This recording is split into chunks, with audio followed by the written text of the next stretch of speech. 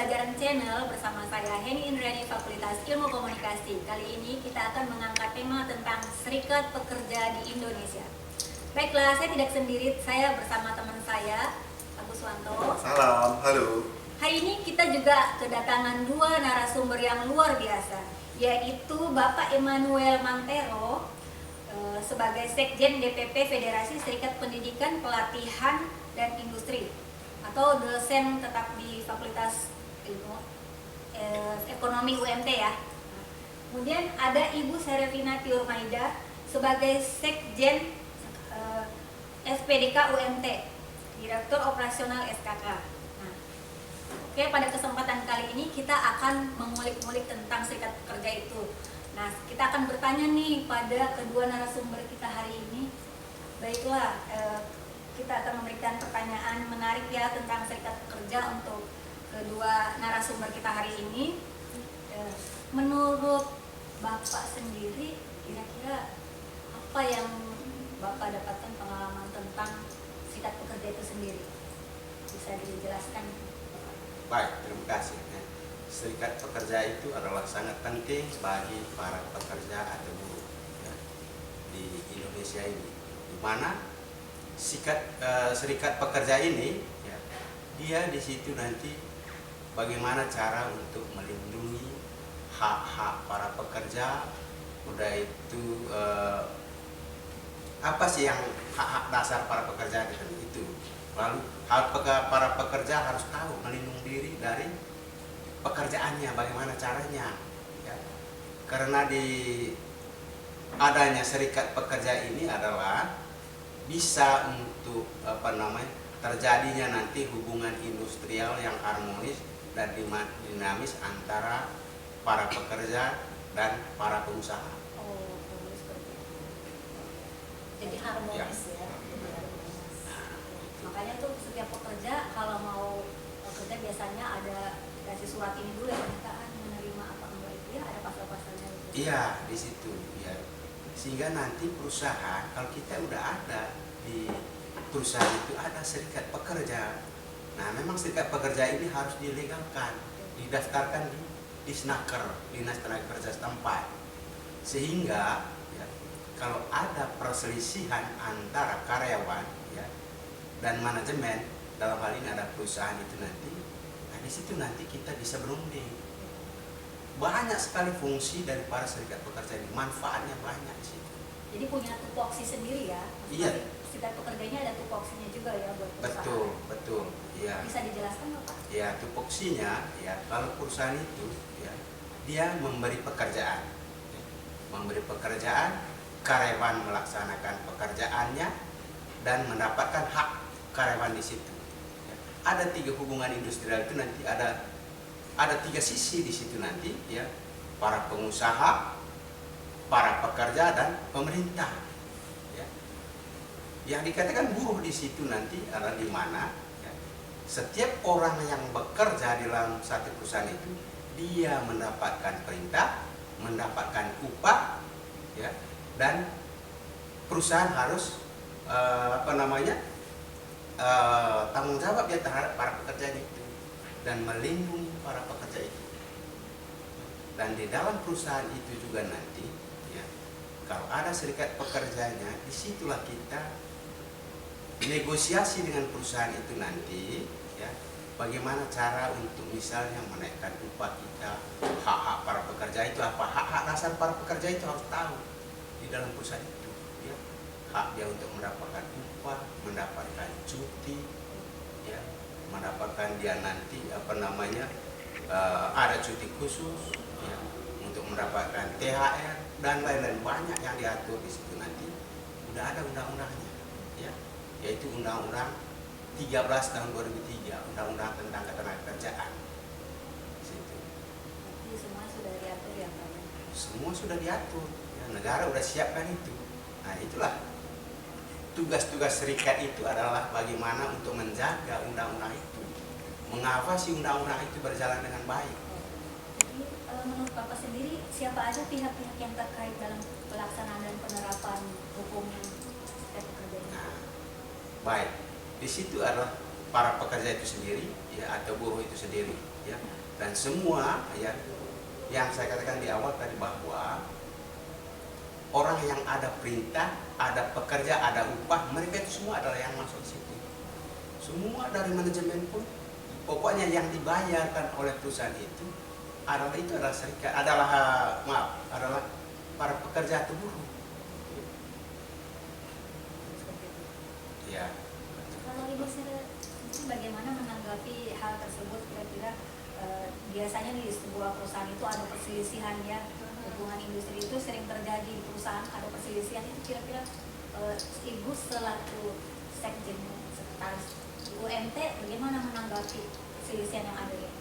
Baik, terima kasih. Saya menyambung dari Pak Mantiro ya, di mana serikat pekerja itu memang sangat baik jika ada di dalam sebuah perusahaan ya.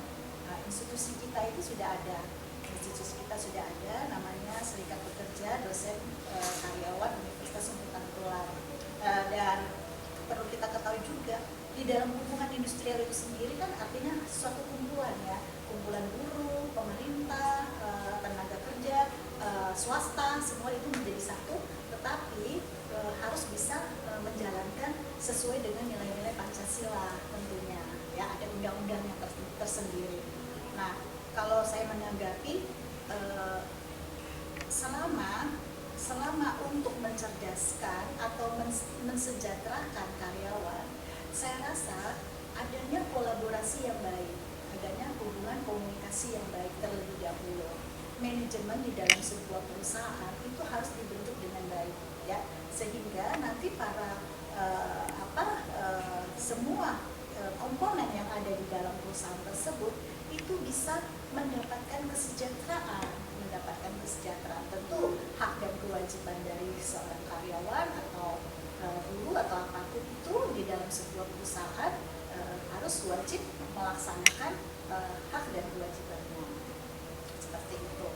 Baik Ibu, izin bertanya nih, agak sedikit kepo Ibu ya. Saya kan mahasiswa ilmu komunikasi Universitas Unpad Tular dan sedang belajar tentang ilmu komunikasi. Kami pribadi izin bertanya Ibu. Iya. Tadi Ibu sebutkan tentang komunikasi dan hubungan industri. Iya. Kami izin bertanya Ibu, bagaimana peran komunikasi dalam memediasi hubungan antara manajemen dan serikat pekerja itu sendiri? Iya. Pentingnya komunikasi. Yang pertama di dalam sebuah perusahaan, apalagi kita backgroundnya komunikasi ya, tentu ada sebuah pesan yang disampaikan oleh seorang komunikator kepada si komunikannya, lalu berharap ada efek ya. Lalu ada channel ya, yang melalui channel itu bisa melalui media ya, bisa melalui secara langsung atau tidak langsung ya. Nah, untuk membangun manajemen yang baik tentu kita harus punya strategi. Nah, strategi seperti apa? Strategi itu kita dengan cara mungkin melakukan sebuah kegiatan-kegiatan kecil di internal terlebih dahulu. Ya, salah satunya family gathering dulu deh. Siap. Ya, nah, Siap. kita membangun. Berarti penting ya Ibu ya. Berarti kita bisa masuk ini Bapak di kantor. Bisa ya, membangun Siap. harmonisasi di dalam sebuah perusahaan ya. Misalnya open house itu juga akan menambah mitra kita ya di luar sana. Open house itu tidak hanya di internal kan, kita mengundang pihak eksternal juga ya. Kemudian strategi yang harus kita bangun adalah di dalam sebuah manajemen kita harus punya ada namanya planning, organizing, executing, and control ya, karena di dalam manajemen itu harus ada. Kalau kita punya planning, perencanaan kita yang bagus, maka kita akan mengorganising dengan baik juga. Lalu executingnya seperti apa? Kita akan kalkulasikan anggaran apa ya, dan digunakan untuk apa. Begitu juga dengan perusahaan atau kampus kita bisa dipikirkan kembali gitu, apa saja yang harus dikeluarkan ya kan, sehingga tidak merugikan kedua pihak dan saya rasa semua perusahaan atau institusi apapun pasti sangat berharap semua mendapatkan kebutuhan dan kepuasan ya, mendapatkan kesejahteraan. Maka terakhir adalah controlling itu adalah bagaimana memonitor, bagaimana mengawasi cara kerja dari orang-orang yang di dalamnya, seperti itu. Nah, itu saya rasa seperti itu. Saya kembali lagi ke Pak Emmanuel ya. menurut Bapak sendiri nih, kan di perusahaan itu ya biasanya banyak sekali outsourcing ya, pekerja-pekerja yang belum mendapatkan hak-hak mereka. Jadi yang outsourcing ini kurang lebih tidak mendapatkan perhatian dan kurang hak-haknya.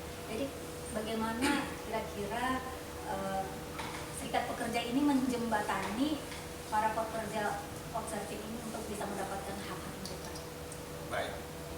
Kalau outsourcing itu di setiap perusahaan ada keputusan MK bahwa yang boleh dikatakan outsourcing itu ada 5 core itu sebenarnya adalah di dalam perusahaan itu yang boleh di outsourcing itu adalah misalnya catering, udah itu security, cleaning service, driver, dan ada satu penyangga lagi di situ. Itu hanya 5 sebenarnya. Itu doang yang bisa di outsourcing oleh perusahaan. Termasuk Yang cleaning service. cleaning service itu bisa di outsourcing gitu ya. Nah, di outsourcing itu karena dia outsourcing ini kan punya perusahaan ya kan. Oh, iya. Di perusahaannya itu dia harus punya nanti para karyawan itu di situ ada hak-hak yang sama. Hak yang sama ya di situ, dan dia harus karyawan tetap di perusahaan outsourcingnya. Itu aturannya sebenarnya. Dia hanya menyediakan jasa ya, jasa, tapi di perusahaan core-nya dia itu dia harus menjadi karyawan tetap, jangan di outsourcing. Itu sebenarnya. Dan yang kedua, outsourcing itu kebanyakan yang kami tangani juga bahwa kalau mereka nanti selalu diperpanjangkan, biasanya itu adalah mereka nanti sampai 3 kali itu perpanjang itu kerja, kontrak kerja di perusahaan itu. Undang-undangnya boleh berikutnya itu sebelum ada Omnibus Law ini ya, Undang-Undang Cipta Kerja ini ya. Di Undang-Undang 13 dulu ya, tahun 2003 itu bahwa yang 3 kali perpanjang kontrak itu nanti yang berikut kita harus mereka permanen. Nah, banyak yang kami lakukan itu di organisasi kami, di perusahaan-perusahaan seperti itu. Kita perjuangkan itu. Batasnya 3 kali ya? 3 kali, atasnya 3 kali. Dan dia juga di perusahaan dia yang asli harus tetap jadi karyawan tetap Ah. dulu, baru dia bisa jadi outsourcing. Betul, iya. Kalau dia di apa namanya, kalau yang perusahaan sendiri yang cari yang apa namanya tanpa melalui suatu yayasan itu yang kita perjuangkan, bisa kita angkat jadi karyawan tetap. Tapi kalau yang lewat yayasan itu ya, di yayasannya itu mereka harus memastikan mereka itu ada karyawan tetap di situ. Hak-hak mereka di situ harus dipenuhi. Ya, hak-hak dasar mereka tadi. Ya, gaji tadi sesuai UMP atau UMK lah, ya, upah minimum provinsi atau upah minimum kota. Lalu mereka punya jaminan sosial di situ, ya. Ada apa namanya BPJS Ketenagakerjaan, ada BPJS Kesehatan. Nah, itu harus di cover oleh perusahaan. Nah, itulah apa namanya tugas daripada serikat pekerja ini itu untuk mengontrol sama-sama nanti berkolaborasi tadi yang seperti Ibu Sire sampaikan tadi dengan manajemen perusahaan itu, sehingga terjadi ya yang biasanya selama ini ya ada perusahaan-perusahaan itu kalau kalian lihat demo-demo itu terus ya di situ nanti karena tidak adanya itu tadi harmonisasi ya antara para pekerja dan manajemen ya. Kalau semua perusahaan-perusahaan itu terpenuhi semua hak-hak karyawan, tidak ada yang demo. Tidak ada yang demo di situ. Yang memenuhi semua unsur-unsur di situ. Upah mereka, upah yang layak, ya bukan upah minimum lagi, upah yang layak, ya. Lalu semua kebutuhan-kebutuhan untuk keluarga terpenuhi semua. Nah, mereka tidak ada yang demo di situ. Apa yang mau didemo kan? Iya. Karena semua yang mereka tuntut sudah dipenuhi oleh perusahaan. Nah, itu. Baik, izin Bapak, berarti kami kepo nih Bapak. Jadi mahasiswa ini juga kepingin tahu ini sebenarnya izin Ibu. Berarti kami izin bertanya Bapak, tujuan utama dari serikat pekerja itu sendiri apa ya? Ya, tujuan utama dari serikat pekerja itu adalah memang yang pertama tadi adalah memproteksi diri kita dari kesewenang-wenangan perusahaan. Karena selama ini ya sebelum di Indonesia ini serikat buruh itu banyak, puluhan serikat buruh di Indonesia ini. Nah, sebelum ada dulu serikat buruh itu ya, perusahaan itu sewenang-wenang sesuka mereka ya, keluar masuk aja apa namanya karyawan itu tadi ya, pecat kalau suka pecat. Nah kalau ada serikat buruh atau serikat pekerja di perusahaan itu, tidak boleh seperti itu. Ada mekanismenya. Undang-undang yang saya katakan di awal tadi adalah undang-undang itu harus ditegakkan. Undang-undang 13 tahun 2003 itu tentang ketenagakerjaan itu tadi. Nah di situ ya, makanya ya, didorong ya, semua para pekerja buruh ya yang bekerja itu, karena yang dikatakan buruh itu adalah yang saya sampaikan tadi adalah orang yang mendapatkan perintah dan mendapatkan upah, itu yang dikatakan buruh ya. Manajer sekalipun dia kan ada tupoksi, dia kerjanya kan ada perintah, itu buruh, itu buruh. Nah yang profesional itu misalnya pengacara ya, dokter. Tapi kalau dokter nanti kerja praktek, kerja di rumah sakit, itu diburuh dia itu, karena udah ada perintah, ada upah di situ, Ada penugasan. ada penugasan. Jadi terkait penjelasan Bapak tadi, kira-kira bagaimana cara serikat pekerja itu sendiri menjalin hubungan baik atau hubungan yang positif antara pemberi kerja dan yang dipekerjakan? Oh ya, itu tadi ya. Hubungan baik itu tadi tercipta tadi karena itu tadi ada tuntutan itu tadi, semua kebutuhan karyawan ya terhadap manajemen itu terpenuhi, dan perusahaan itu harus merasakan karena di dalam manajemen itu karyawan itu adalah aset perusahaan kan, diperlakukan karena dimanapun ya karyawan itu adalah dapur mereka di perusahaan, itu adalah itu dapur mereka, kehidupan keluarga mereka itu di perusahaan itu. Nah itu tadi, bahwa kalau itu tadi perusahaan ya, sebenarnya perusahaan itu dia harus terbuka dia terhadap para pekerja, terbuka. Kalau memang perusahaan itu di perusahaan apa namanya, di serikat pekerja ini ya, serikat pekerja juga, karyawan juga tahu kalau memang perusahaan itu bangkrut, dia tahu, makanya terbuka. Tapi kadang kan selama ini kalau perusahaan udah bangkrut, dia langsung PHK aja karyawan begitu. Tapi kalau untung karyawan itu mana mau dia itu kasih tahu ke karyawannya kan? Saya kembali lagi ke Bu ya. Ini pertanyaannya kurang lebih seperti ini Bu. Jadi untuk serikat pekerja di UMT itu sendiri kan sudah terbentuk ya Bu Iya, ya. betul. Jadi kira-kira menurut Ibu sendiri selaku sekjen di UMT itu bagaimana? Jadi boleh saya tanyakan dari motivasi, hak dan kewajibannya, bisa dijelaskan Ibu? Ya baik, terima kasih. SPDK, Serikat Pekerja Dosen Karyawan Universitas Angkutan Tular yang sudah terbentuk ya, dan kita sudah deklarasi juga ya. Ini adalah satu satu gebrakan yang bagus, dan sebenarnya ini sudah lama ya Pak Emmanuel ya, dan kita bentuk kembali, kita bangun kembali dengan tentu untuk membangun kebersamaan ya antara dosen dan karyawan. Nah berharap juga dari para pimpinan gitu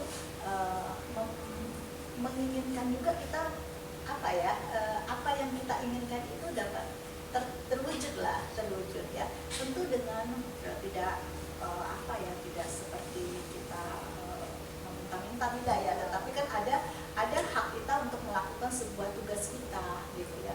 Jadi hak dan kewajiban yang seperti disampaikan kita harus laksanakan terlebih dahulu sehingga upah yang diharapkan kita itu bisa terpenuhi kan. Yang mana ada sih kita misalnya kita nggak kerja apa-apa terus kita diupahkan, nggak juga gitu kan. Harusnya ada timbal baliknya. Dan saya rasa untuk Tantular sudah menuju ke sana ya, dan sama baik terbentuk serikat pekerja ini, yang mudah-mudahan aja dengan terbentuknya SPDK UMT ini semakin erat kebersamaan kita antara dosen dan karyawan, dan mahasiswanya juga akan dikolaborasi ya dengan kegiatan-kegiatan SPDK untuk mewujudkan harapan-harapan yang diinginkan oleh para pimpinan di Angkutan Tular ini. Dan saya sangat bangga dan diberi kepercayaan sebagai sekjen dari SPDK ini. Tentu saya akan mencoba membuat sebuah gerakan-gerakan inovasi yang mungkin bisa berkolaborasi dengan para mahasiswa juga nantinya. Perlu diimplementasikan ya. Iya, betul. Ya, ini saya bertanya sih ya, kurang lebih apa kira-kira yang membedakan serikat pekerja di dalam perusahaan dan di luar perusahaan? Iya. Sudah saya sampaikan tadi, di dalam perusahaan kita itu kalau di luar perusahaan itu ada yang di luar perusahaan itu ada asosiasi tersendiri juga, mereka ada asosiasi di luar perusahaan itu ada, tapi yang selama ini yang diterapkan dalam hubungan industrial itu adalah memang serikat buruh yang ada di dalam perusahaan itu. Ya, sekarang di organisasi kami itu yang ojek ini, ya Grab itu udah masuk ke situ. Ya, yang apa namanya ojek online itu udah masuk di situ. Dan kami memperjuangkan itu adalah mereka, hak-hak mereka, karena selama ini dari testimoni ojek online yang apa namanya itu apa yang kirim-kirim barang itu apa namanya driver itu, ya saya tanya, kalau kerusakan barang di siapa yang tanggung? Kami, Pak. Lalu ada nggak kamu jaminan sosial di perusahaan itu? Tidak ada. Pertanyaan menarik ya Pak ya. Nah, iya. Nah itulah yang kita berjuang, platform digital kan disebutnya itu, platform digital itu. Nah itulah kami perjuangkan hak-hak mereka itu yang kami. Dan yang paling penting gini, dalam serikat pekerja itu, ya, itu ada di situ adanya apa kebersamaan di situ, kekeluargaan di situ. Kamu lihat misalnya salah satu perusahaan ada masalah aja di situ, perusahaan lain datang ke situ, solidaritasnya tinggi di perusahaan. Satu, solidaritas tinggi di situ. Lalu yang kedua, kita di serikat buruh, apa yang kita dapat, ya pengalaman saya juga yang saya dapat di bangku kuliah dulu, S1, S2 dulu, saya tidak dapat itu di serikat buruh. Saya banyak dapatnya di serikat buruh. Karena itu nanti banyak di serikat buruh itu kita nanti, ya ada apa namanya yang kita belajar tentang. Sekarang kalau dulu kami adalah belajar bagaimana membangun serikat buruh itu lah sekarang udah maju lagi, ya bagaimana untuk tentang climate change itu kita belajar. Itu nanti serikat buruh besar itu kami kan misalnya ada nanti ke Eropa sana, ke Amerika Latin sana, dikirim sih di mana, di seluruh dunia. Nanti serikat buruh dunia itu ada acara-acara itu. Menjelang KTT tahun 2002 kemarin, KTT di Indonesia ya, G20 itu ya, G20 itu kan. Nah, kebetulan memang di situ tempo hari bahwa serikat buruh kami lah ya, karena induk dari FESDIKARI, Federasi Serikat Pendidikan Pelatihan dan Industri ini, ada induk organisasinya KSBSI namanya ya, Konfederasi Serikat Buruh Seluruh Indonesia. Nah yang menjadi ketuanya tempo hari ya, L20-nya, lebar 20-nya itu adalah kami. Nah, kami yang ketuanya. Nah, dan kami afiliasi ke internasional IQC namanya, International Trade Union Confederation ya, di Jenewa di situ. Sehingga di KSBSI itu udah ada yang di sana juga. Udah itu ada yang di ILO-nya. Dan mitra kita di secara internasional ILO itu. Ya, itu mitra kita internasional di ILO yang mewadahi semua. Sehingga nanti kalau kalian belajar nanti tentang serikat buruh itu nanti banyak konvensi ILO atau kesepakatan ILO itu yang diadopsi di Indonesia. Ya, banyak. Ya, banyak yang KSBSI juga kami induk organisasi FESDIKARI ini tadi ya, lobby ke ILO di Jenewa. Setiap bulan Juni udah ada nanti sidang ILO di Jenewa itu. Lobby itu nanti ke ILO harus ada konvensi itu ya. Indonesia juga kemarin kami prakarsa dari KSBSI sendiri untuk cuti melahirkan itu adalah 6 bulan untuk ibu itu.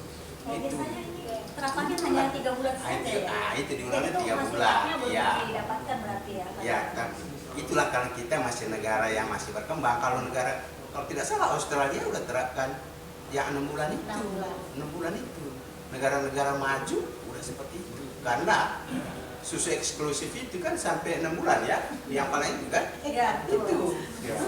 ASI. Iya, ASI. Iya, makanya juga yang cuti hanya 3 bulan kasihan juga Iya. bayinya masih dalam menyusui ya. Betul. Kami juga sebagai mahasiswa Bapak, kami sangat mendukung dari serikat pekerja. Ada beberapa langkah yang kami lakukan, contohnya aksi solidarisasi, Iya. Betul. kemudian penyuluhan dan pendidikan, Iya. kemudian penelitian dan advokasi kebijakan dari Betul, pemerintah. itu betul. Kami sebagai mahasiswa ikut mendukung dari serikat pekerja sendiri. Betul. Dan anak-anak kita ini Pak sangat kreatif ya, dan apa sih mau diarahkan di dalam sebuah perubahan ya tentunya ya. Dan mereka sangat mensupport dengan kegiatan-kegiatan yang diadakan ya, tapi ya namanya supportnya itu kan harus juga didukung dengan hal yang lain ya. Betul. Tidak hanya di internal Iya, kita saja ya. betul, iya. Betul, harus keluar. Kalau keluar kita udah luas pergaulan kita, jangan di dalam kita. Keluar. Jadi menjadi anggota serikat pekerja itu sendiri bagaimana Pak caranya? Ya. Kalau punya saya benefit apa gitu ya Pak? Kita menjadi serikat pekerja. Oh, iya, ya kalau Keuntungannya ya, keuntungannya, supaya didapatkan kerja. ya keuntungannya itu tadi, ya yang pertama dari kita yang disampaikan Agus tadi itu adalah melakukan advokasi. Kalau ada nanti itu di dalam organisasi, di dalam perusahaan itu sendiri, ya, ada pelanggaran peraturan perusahaan atau perusahaan yang melakukan itu terhadap karyawan, kita bisa mengadvokasikan itu nanti. Karena banyak karyawan-karyawan itu tadi yang ada masalah langsung di PHK atau apa, ya, itu tidak boleh. Makanya diadvokasi, didampingi. Ya. Caranya ya, ada namanya bipartit. Ya. Bipartit itu nanti dialog, ya, dialog dulu dengan manajemen antara serikat pekerja dan manajemen. Berarti timbul konflik ya Pak? Banyak konflik di situ banyak, ya. Setelah itu mediasi itu tadi apa dialog itu tadi bipartit antara perusahaan atau manajemen dengan serikat pekerja. Kalau tidak puas sampai di situ nanti langsung ke tripartit. Tripartit nanti di situlah pemerintah. Nah, pemerintah yang apa dalam hal ini adalah yang berhubungan dengan tenaga kerjanya, ya, masuk di situ. Kalau tidak sampai di situ nanti puas nanti baru sampai namanya ke PHI, di Pengadilan Hubungan Industrial. Dan di PHI itu banyak serikat-serikat buruh itu yang menjadi hakim di situ. Di sini tuh ada satu masalah, tapi udah pensiun dia. Ya, di situ yang tahun ini dari KSPSI udah berapa orang yang angkat jadi hakim ad hoc namanya untuk hubungan industrial itu. Berbicara masalah konflik ini Bapak, kami ingin bertanya ke Ibu Sherry. Iya. Ibu, bagaimana apa saja strategi komunikasi yang efektif untuk mengatasi konflik itu sendiri dalam hubungan industrial itu sendiri? Iya, baik. Ini hanya Bapak nyebutin masalah konflik ya Bapak. Ada bakatnya di sini Bapak. Kalau konflik Iya. itu kan pertentangan ya, Siap. konflik pertentangan. Maaf. Konflik itu bukan dipelihara, tapi Siap. harus diselesaikan. Bagi tips dong, Ibu. Ya, Iya. ya. Kalau saya salah satu konflik meneduhkan atau menenteramkan konflik itu sendiri adalah harus mempertemukan, ya, harus mempertemukan sebuah masalah tersebut sehingga ada titik terang, ya, tapi bukan diabaikan. Kalau sudah ada dua pihak yang terkait dipertemukan, maka pasti ada solusi. Maka kita dituntut untuk menjadi apa? Problem solver, ya kan? Menyelesaikan masalah. Nah, menyelesaikan masalahnya harus seperti apa nih, gitu ya? Tapi kita bukan harus untuk memberikan argumen yang negatif, tapi harus kita coba merangkul, ya. Contohnya begini, sebuah perusahaan yang memiliki beberapa banyak karyawan, ya, atau beberapa pimpinan yang mungkin bidang 1, bidang 2, atau bidang 3 dan lain-lainnya. Nah, antara pimpinan dan bawahan itu mungkin ada konflik, ya, mungkin dari salah pencapaian, atau mungkin gaji yang tidak tepat, ya, atau mungkin juga upahnya nggak diterima, kayak gitu ya. Nah, bagaimana caranya? Harus dipertemukan. Nah, mempertemukannya pasti harus ada solusi. Solusi harus bagaimana? Dari kepala bidang tersebut pasti ada atasannya lagi, ya kan? Nah, kita harus mencoba apa? Menyelesaikannya dengan membicarakan topik dari yang satu, topik yang kedua, sehingga ada titik terang. Kalau di saya adalah seorang problem solver, ya, untuk menjadi seorang problem solver itu kita harus bisa merekam dengan telinga kita dengan baik, ya, mencerna dengan baik masalah tersebut. Kalau memang tidak bisa diselesaikan, maka harus bisa dibicarakan sehingga harus selesai itu. Jangan didiamkan, harus ada salaman dulu. Ya. Kalau sudah ada salaman terlebih dahulu, maka itu saya anggap tuntas. Ya. Jadi pengakuan dulu nih.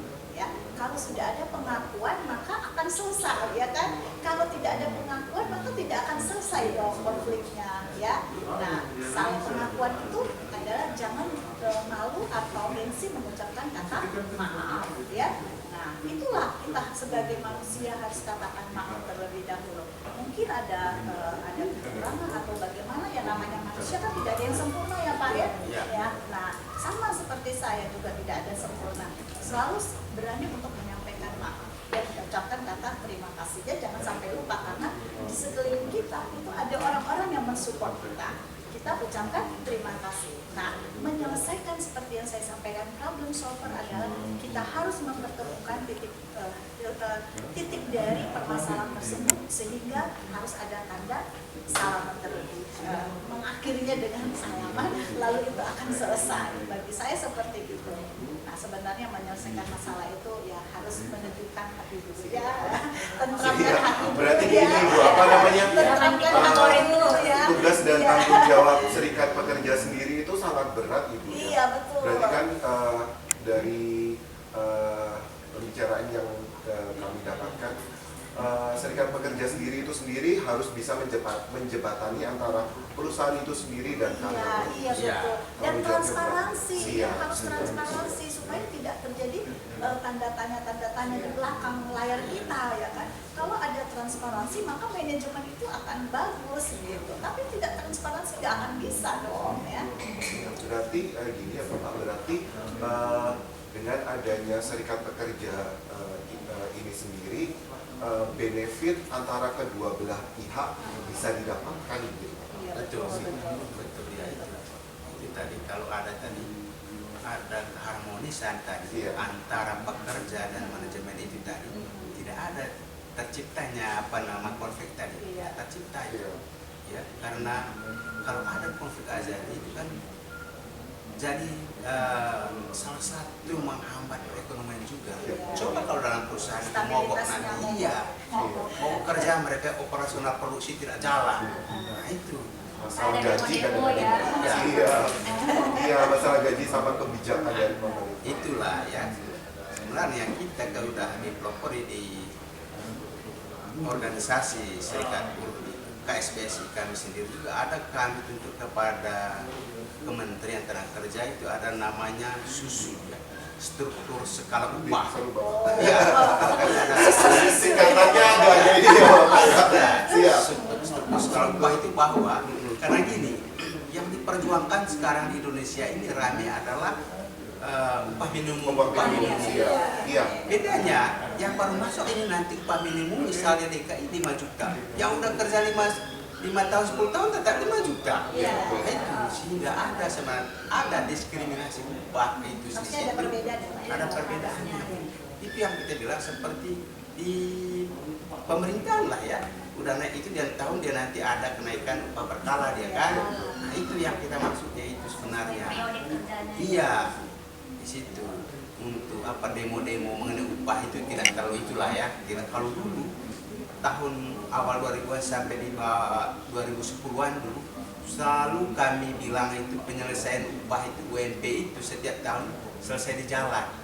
Demo kan tutup kan tutup jalan oleh buruh itu kan. Nah, itu yang kita harapkan itu ada tadi ada hubungan yang harmonis tadi antara manajemen dan karyawan ini tadi sehingga tidak terjadi konflik seperti itu. Dan tujuan daripada ini sebenarnya goalnya daripada serikat buruh ini sebenarnya adalah di situ ada namanya di situ yang paling benar ada bagusnya adalah adanya PKB, perjanjian kerja bersama di dalam perusahaan. Kalau ada perjanjian kerja bersama di dalam perusahaan itu nanti salah satu pihak yang melanggar itu ada hukumannya. Dan di dalam PKB itu adalah kita atur yang tidak ada di undang-undangnya. Tidak ada. Kalau undang-undang ya harus tegakkan dong undang-undang itu kan. Nah yang kita atur adalah yang tidak ada di undang-undang itu, ya. Misalnya bagaimana kita kesepakatan antara manajemen dan karyawan tadi yang saya sampaikan di awal tadi adalah misalnya bagaimana cuti lah, ya. Bagaimana mengangkat karyawan baru di situ nanti harus ada sepengetahuan daripada serikat pekerja juga di situ. Ya. Lalu misalnya yang karyawan tadi yang kita bicara di awal tadi yang kontrak itu tadi, oke, mereka nanti diangkat secara berkala lah di situ, bertahap mereka diangkat dari pegawai tetap. Nah di situ kalau itulah kalau di dalam PKB itu tadi perjanjian kerja bersama itu tadi di situ kita banyak bicara di situ tentang upah, tentang banyak hal-hal yang lain yang menyangkut pekerjaan kita di situ di lingkup perusahaan itu. Betul, jadi biasanya karyawannya kalau misalkan tidak menyetujui atau ada salah satu poin yang mereka tidak bisa mengerjakan itu, berarti bisa meng-cancel lah itu kerjasamanya ya. Biasanya sebelum masuk ya bisa membatalkan gitu ya. Kalau misalnya tidak sesuai, nggak bisa nih kalau harus seperti ini gitu. Jadi bisa membatalkan. Ya, kalau secara individu sih, misal salah satu misalnya pekerja, kalau perusahaan serikat buruh juga gini taat ya. Misal ada salah satu karyawan di anggota serikat pekerja di dalam perusahaan itu, dia misalnya ya pidana curi atau apa deh, organisasi serikat pekerja itu dia pecat juga, suruh manajemen kau pecat ini. Ya, ini tidak boleh menurut kebijakan ya. Iya, kebijakan tidak boleh karena tadi kembalinya ke etika itu tadi di PKB perjanjian kerja bersama itu. Kalau misalnya nanti manajemen tadi tidak sesuai dengan kesepakatan yang ada di PKB itu, kita tuntut manajemennya. Karena PKB perjanjian kerja bersama itu nanti ditandatangan diketahui oleh Dinas Ketenagakerjaan. Sudah sah. Kalau kami di Jakarta di sini untuk level Jakarta kami biasanya ditandatangan sama menterinya, langsung sama menteri. Kayak kita ini kontrak perkuliahan, gitu. Perkuliahan pertama seperti ini, 2, 3 seterusnya. Itulah. Jadi kalau ada mahasiswa yang merasa tidak sanggup, tidak meneruskan. Ya seperti itu ya. Jadi ada poin pertanyaan terakhir ini Bapak sebelum kami tutup. Di sini kira-kira menurut Bapak Ibu sendiri yang tergabung langsung dalam serikat pekerja ini bisa sedikit menceritakan terkait pengalaman langsung yang didapatkan dalam serikat pekerja ini? Ya, kalau pengalaman saya adalah saya menambah wawasan ya. Saya menambah wawasan, kemudian saya semakin semangat gitu. Semakin semangat untuk membangun kebersamaan antar dosen dan karyawan menuju kampus yang lebih bagus gitu, ya kita menginginkan mendapatkan ketenangan, kesejahteraan ya. Kemudian tadi saya sampaikan juga ada kolaborasi yang saya akan mengaitkan dengan mahasiswa ya, sama-sama untuk membangun kampus ini supaya lebih bagus bagaimana seperti itu. Jadi tujuan-tujuan positif itu akan tercipta. Mudah-mudahan di tahun ini semua akan terwujud ya, begitu ya Pak Mardhani ya. Iya, Terwujud ya. Iya. Biar UMT semuanya makmur. Ya, makmur sehat misalnya ya kan. Nah, karyawan sehat, dosen sehat gitu. Pengalaman Bapak sendiri? Iya. Kalau pengalaman saya, ya, saya masuk di serikat pekerja ini dulu. Yang pertama dari banyak tadi pengetahuan yang kita dapat banyak. Yang enggak itu saya dulu, misalnya kami di lintas kementerian ada bahas itu, kami di komisi yang berhubungan dengan komisi 9 sesuai bidang itu, misal di kementerian kami di DPR, di DPR itu kami kalau membahas satu undang-undang itu nanti itu kami biasanya komisi 9 yang berhubungan dengan ketenagakerjaan diundang serikat buruh. Nah, kami pernah ke sana, kami pernah naik BBM dulu, kami jumpa dengan ketua DPR zaman itu dulu. Jadi serikat pekerja ini diundang ke sana ya? Diundang ke sana, dan kita minta juga setiap risalah keputusan ketenagakerjaan di DPR itu kita minta apa sih hasilnya, itu kita minta keputusan menteri ya yang berhubungan dengan ketenagakerjaan kita harus tahu.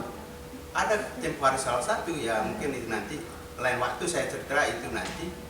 Ada satu dulu Kepmen itu dulu tentang jaminan sosial itu tadi diterapkan oleh Kementerian Tenaga Kerja tempat yang tidak sesuai dengan keinginan serikat buruh. Kita audiensi dengan menterinya, Ibu Fauzia, sehingga cabutlah itu, Kepmen itu, dicabut. Nah itu kita, dalam hal ini dari awal tadi saya sampaikan, tugas serikat buruh itu adalah kita harus kontrol, satu kontrol itu tadi, tentang peraturan-peraturan pemerintah yang tidak sesuai. Sampai dengan saat ini, serikat buruh itu menginginkan undang-undang Omnibus Law yang cikernya, cipta ketenaga kerja itu, klaster ketenaga kerjaan itu harus dicabut. Karena banyak di situ nanti yang merugikan para pekerja di situ. Hanya bukan undang-undang Omnibus Law-nya bukan ya, hanya klasternya kelompok ketenaga kerjaan itu. Itu doang yang kita cabut. Makanya kemarin kita ada negosiasi dengan pemerintah juga itu. Karena kita dulu uji materi di MK undang-undang Omnibus Law di tenaga kerja itu kembali ke pemerintah, makanya ada di situ dulu yang presiden itu ada surat presiden itu dulu yang menjadi undang-undang sementara, harus perbaikin itu nanti undang-undang itu ke DPR, tapi nyatanya nggak ada perbaikan.